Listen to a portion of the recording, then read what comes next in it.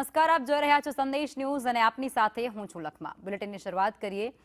રાજ્યભરની અંદર 77મા પ્રજાસત્તાક પર્વની ધામધૂમપૂર્વક ઉજવણી થઈ રહી છે. અમદાવાદ ખાતે ડેપ્યુટી સીએમ હર્ષ સંઘવી જેમના હસ્તે ધ્વજવંદન કરવામાં આવ્યું છે અને તેઓ સંબોધન કરી રહ્યા છે. સીધા જઈશું.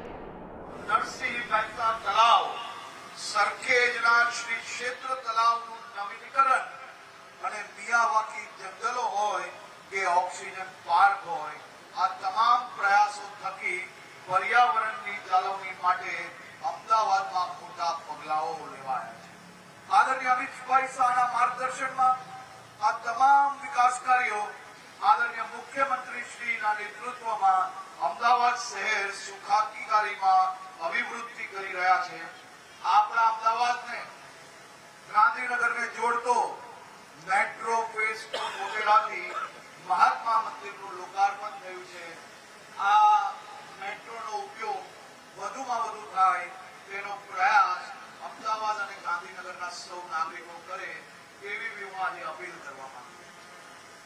મેટ્રો તો નવી બની ગઈ, સરકારે નવી નવી વ્યવસ્થાઓ બી ઉભી કરી, પરંતુ આ મેટ્રો, આ બસ સ્ટેશનો, ગાર્ડનો અને સ્પોર્ટ્સ કોમ્પ્લેક્સો, આ સરકારે તમારા માટે હાઈટેક ઇન્ટરનેશનલ લેવલની વ્યવસ્થાઓ ઉભી કરી. આ તમારો હક હતો, તમને મળી ગયો. એમાં સરકારે કઈ નવું નથી કર્યું, ચાલો માનું છું, પરંતુ આ વ્યવસ્થાઓ તમારા માટે ઉભી થઈ છે. અગર આ વ્યવસ્થાઓને સાચવીને સ્વચ્છતાપૂર્વક જો વાપરવામાં નહીં આવે તો આ જ વ્યવસ્થાઓ જો કોઈ 2-5% લોકો પાનની પિચકારી છોડશે, ગંદકી કરશે, તો આપણી આ બનાવેલી નવી વ્યવસ્થાઓ એ આપણા માટે સન્માનની બદલે આપણા માટે ક્યાંક ને ક્યાંક નીચું જોવા જેવું કારણ બનશે. 26મી જાન્યુઆરીએ પ્રજાસત્તાક દિવસના દિવસે આજે આપણે સૌ એક સંકલ્પ લઈએ કે આપણા માટે આપણા હકની આ બધી વ્યવસ્થાઓને સ્વચ્છ રાખવાનો આપણે હંમેશા પ્રયાસ કરીએ. આપણા સ્વચ્છતા દૂત માટે આપણે કામ વધારવાની બદલે આ પ્રકારે સ્વચ્છતા રાખીને આપણા જે ભાઈ બહેનોને મદદગાર થવાનો પ્રયાસ કરશું. એ લોકોનું કામનો લોડ વધારવા માટે નહીં.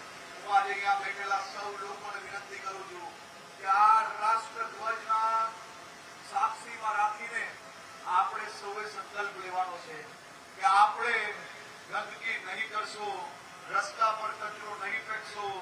આપણે કોઈ કચરો ફેંકશે તો એને સમજણ આપીને આપણા રાજ્યને, આપણા શહેરને સ્વચ્છ રાખવાનો પ્રયાસ કરશું. સત્તાધાર, મકરબા અને હેબતપુર રેલવે ઓવરબ્રિજ જેવા પ્રોજેક્ટથી ટ્રાફિક સમસ્યામાં મોટી રાહત મળી છે. આવનારા દિવસોમાં બીજા ઓવરબ્રિજ થકી બી અમદાવાદની અંદર ટ્રાફિક હળવું થશે. બુલેટ ટ્રેનનું મુખ્ય મથક હોવાના કારણે અમદાવાદ વૈશ્વિક વેપાર માટેનું કેન્દ્ર બનવા માટે આગળ વધી રહ્યું છે. Sabarmati multi modal transport hub હોય, મેટ્રો રેલ સેવા હોય કે અન્ય શહેરી ઇન્ફ્રાસ્ટ્રક્ચર પ્રોજેક્ટ થતા પરિવહન સુવિધાઓમાં નોંધપાત્ર સુધારો થયો છે.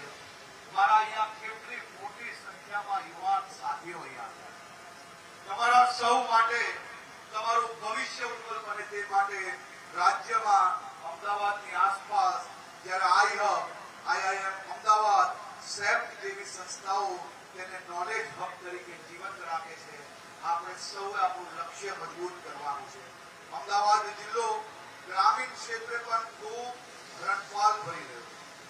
વીબીજી રામજી યોજના હોય તેમાં 6291 લોકોના નવા જોબકાર ધારકોને 967 લાખની રોજગારી અપાઈ છે.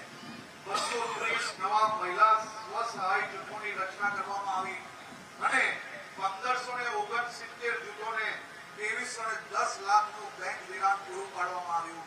નમો લક્ષ્મી યોજના હેઠળ 1,86,505 વિદ્યાર્થીનીઓને 13.48 કરોડ રૂપિયા આપવામાં આવ્યા અને નમો સરસ્વતી વિજ્ઞાન સાધના યોજના હેઠળ 17,358 વિદ્યાર્થીઓને 1.73 કરોડની સહાય ચૂકવાઈ છે.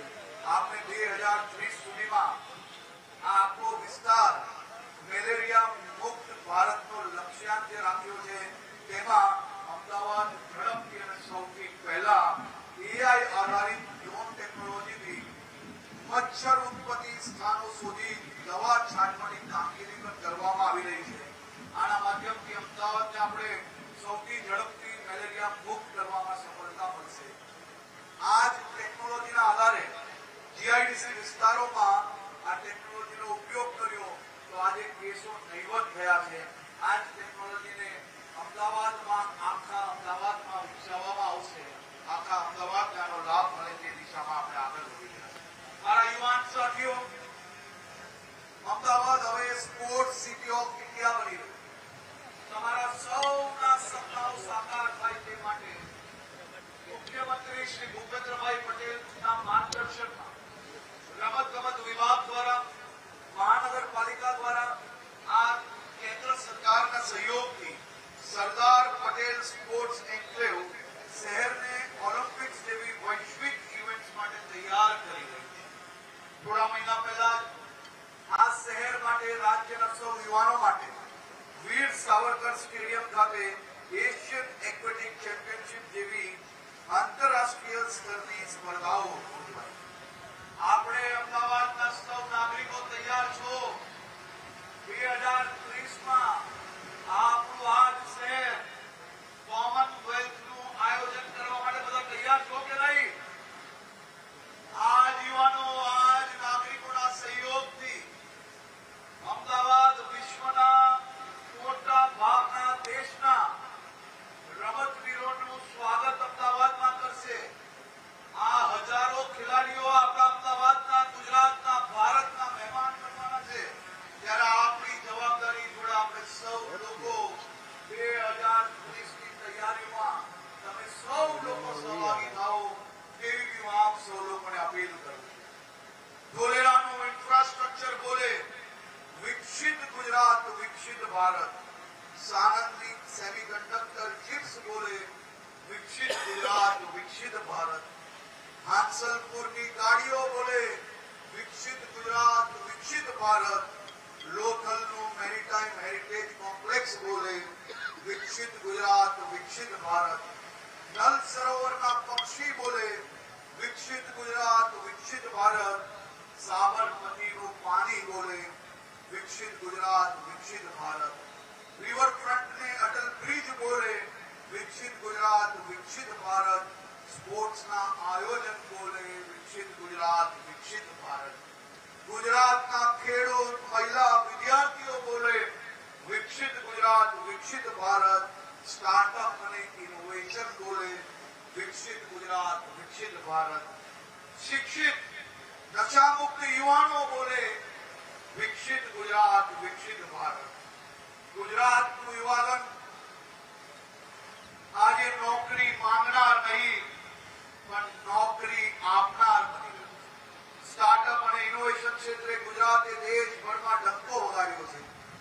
ભારત સરકારના રેન્કિંગ ફ્રેમવર્ક અંતર્ગત વર્ષ 2018, 19, 21, 22 અને તાજેતરમાં 16મી જાન્યુઆરી 2024ના રોજ જાહેર થયેલા પરિણામ મુજબ સતત 5મી વાર બેસ્ટ પરફોર્મર તરીકે જાહેર થયું. આ આપણા સૌ માટે અત્યંત ગૌરવની વાત છે. વર્ષ 2003માં વડાપ્રધાન શ્રી નરેન્દ્રભાઈ મોદીએ વાવેલું વાઇબ્રન્ટ ગુજરાતનું બીજ એ આજે વટવૃક્ષ બન્યું છે. હવે આપણે આ સફળતાને ગાંધીનગર સુધી સીમિત ના રાખવા જિલ્લા સ્તરે લઈ ગયા છે. આજે આપણે વાઇબ્રન્ટ ગુજરાત રિજનલ કોન્ફરન્સના માધ્યમથી સ્થાનિક ઉદ્યોગોને વૈશ્વિક મંચ સુધી પહોંચાડવામાં સફળતા પ્રાપ્ત થઈ છે. ઉત્તર ગુજરાતમાં મહેસાણા ખાતે યોજાયેલી કોન્ફરન્સમાં 1.25